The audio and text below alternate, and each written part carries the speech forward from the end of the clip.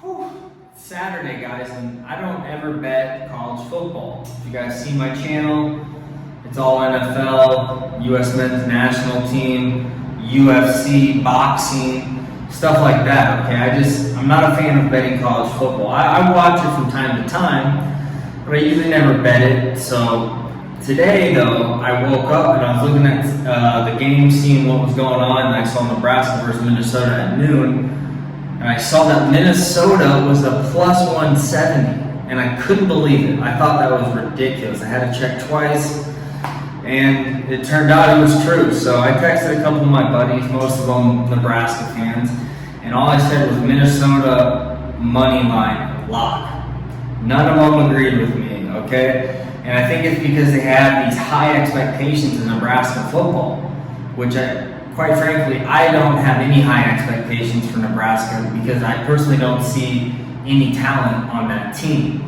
You know, I'm not saying, they have bad players, but this is the Big Ten, okay? You gotta have some superstars, at least one or two, to win conference games, okay? And Nebraska just doesn't have it. You look at Taylor Martinez, he's first in college football all time for fumbles. Okay, for me, I'm taking the guy out and I'm trying somebody else. Okay, you look at other questionable play calls by Scott Frost. Today, I'll play it right here. Nebraska 4th and 1 with inches into the goal line. That's all they need was inches. And he called a shotgun. I'm no football expert, not going to claim to be one, but there's basic things where you look at it and you're just like, what are you calling?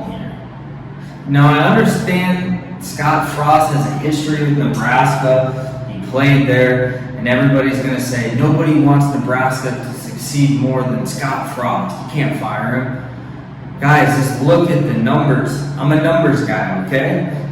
And when I look at the numbers for Scott Frost, they just don't add up. I'm sorry, I think he's had a fair shot to prove himself, but this isn't UCF. You guys can't just keep, pointing to that and saying, look at what he did down there in Florida. Guys, it doesn't matter. He's not in Florida anymore. He's at Nebraska.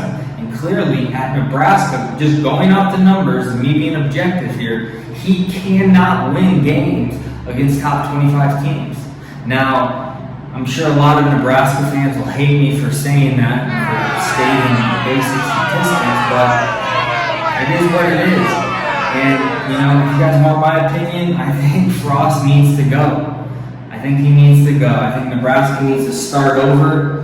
I don't know who they get as a new head coach, to be honest. Eric Crouch comes to mind, but who knows? If you guys are Nebraska fans or you're invested at all in watching this whole thing unravel this year, they're currently 3-5. Leave in the comments below who you think should be the head coach. I want to hear it from you guys because, like I said, I don't really have any answers except for Eric Crouch, who I think could be the next head coach. So I want to hear what you guys have to say. Next week, they play Purdue. And if you want my opinion, this is the only game Nebraska has to win for the rest of the season. Because after that, they play Wisconsin, Ohio State, and Iowa. Let's be honest, they're not winning any of those 3 games. So Purdue next week, that's a must-win for Nebraska, or Frost is going to end up 3-9. Guys, thanks again though for tuning in. Again, leave in the comments below who you think is going to be the next Nebraska head coach, and I'll make a reaction video to the announcement. Again, thanks for tuning in. Hit the subscription button, and until next time.